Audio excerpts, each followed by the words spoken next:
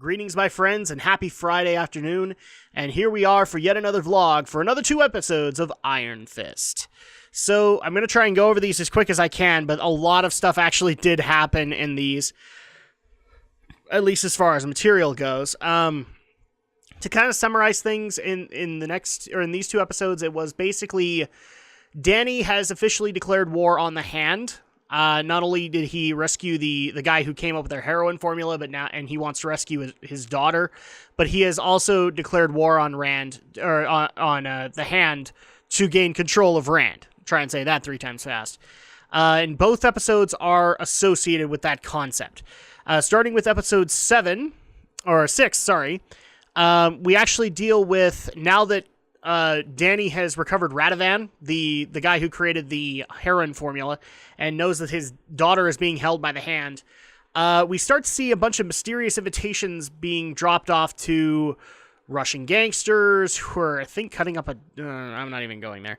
Russian gangsters, a Korean scientist, and a Japanese businessman, roughly. A guy who's like a serial killer, but he loves having karaoke with his victims. It's a weird concept, but all of these received one simple invitation.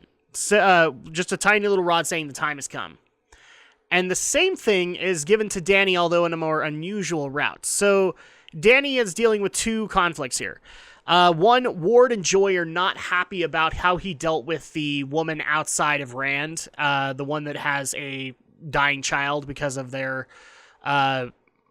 chemical plant problems. And so at that point, Joy is in damage control mode, trying to figure out how to fix that. And a lot of the Rand stuff is associated with it. So her and Ward go to meet with a crisis management guy to see what they can do to make things up for Danny and save face for the company.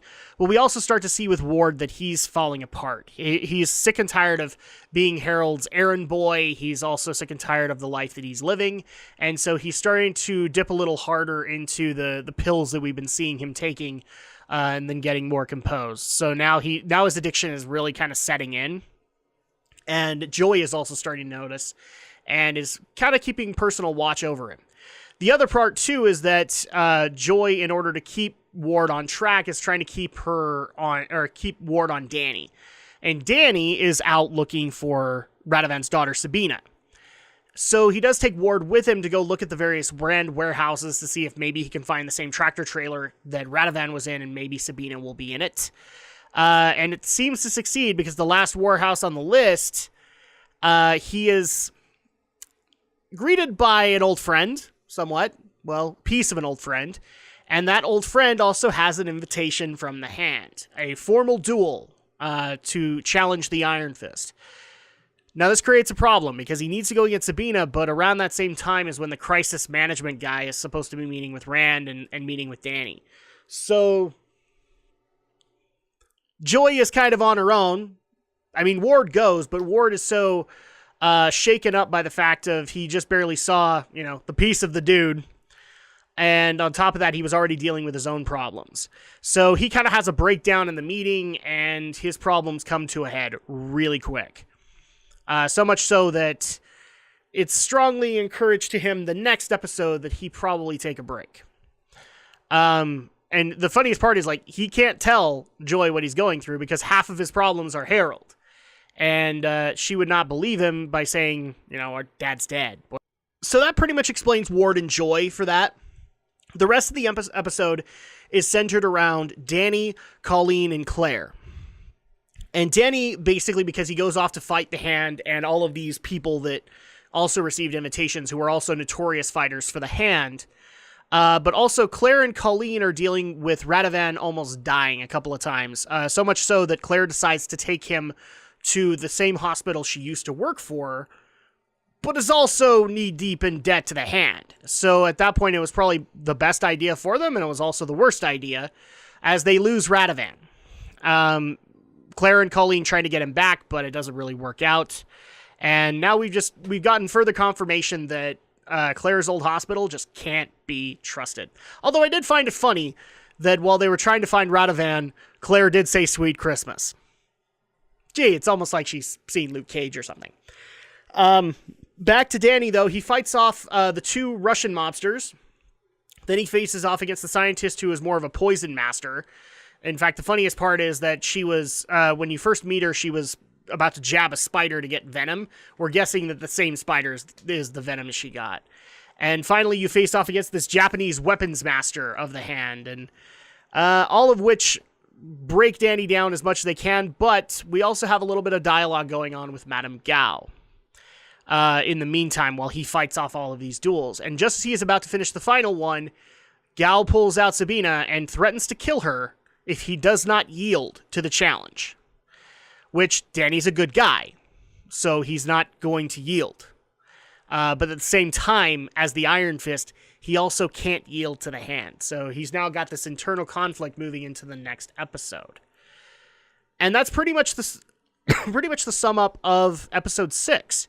Is he goes to the duel, then he realizes how dishonorable they are, and in turn has to fall to their game. Episode 7 opens up with the aftermath of that, which is basically he can't believe that the hand was so dishonorable to him.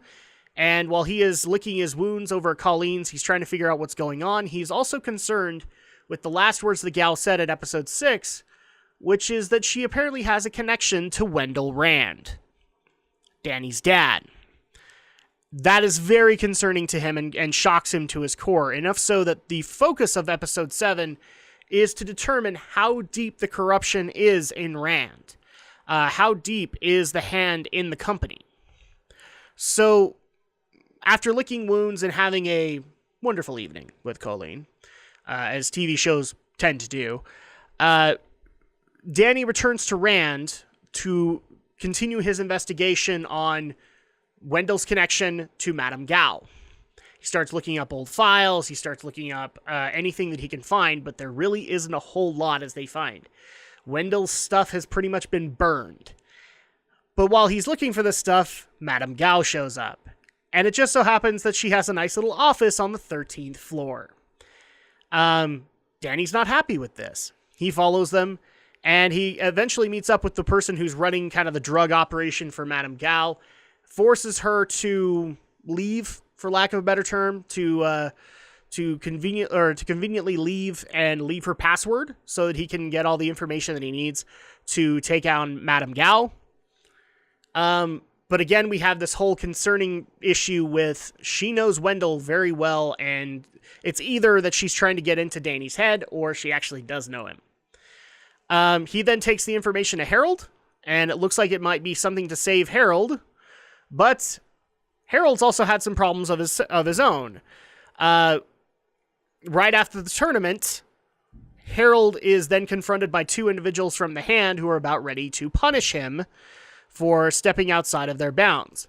Until Danny showed up. They killed them, Harold killed them both, and Danny wasn't happy about that. And then he decides to clean up the mess. This is also contributing to Ward's problem as well, because Ward gets stuck with getting rid of the bodies. So drugs, on top of getting rid of bodies and all that, is just not doing well for Ward's state of being. So much so that he actually decides to take a vacation and maybe even be free of Harold, only to find that Harold has got his clutches in Rand deeper than we thought, because he literally ousts, also because of other actions, he ousts Joy, Ward, and Danny from Rand. So, and in turn, at least for Ward, takes all of his personal savings. So we then find out that, yeah, all of Ward's personal savings have been taken. He's been embezzling from the company for quite a while. And Ward ain't happy that he took away his stash. So, yeah. That kind of... And on top of that, Ward is pretty freaking unhinged anyway. And that's what takes him over the edge. He then takes the knife that the two Hand associates brought over to punish Harold and stabs him with it. And the actual ending of the episode is Ward basically burying Harold's body as well. So it's not a pleasant sight. What Danny is dealing with in the meantime is not only finding peace with the problems that they're having in Rand, but also trying to mount up an assault against the Hand. And one of the ways he does that is, if people remember the previous gang that was hunting down Joy Meacham, he actually works out a deal with them saying, if you fear the hand fears me. If you work for me, then I can guarantee that there won't be any problems. And so the Hatchet Men, as they're called, they actually gain a temporary alliance with the Iron Fist to take out the heroin lab that is in New York, that is being run by the Hand.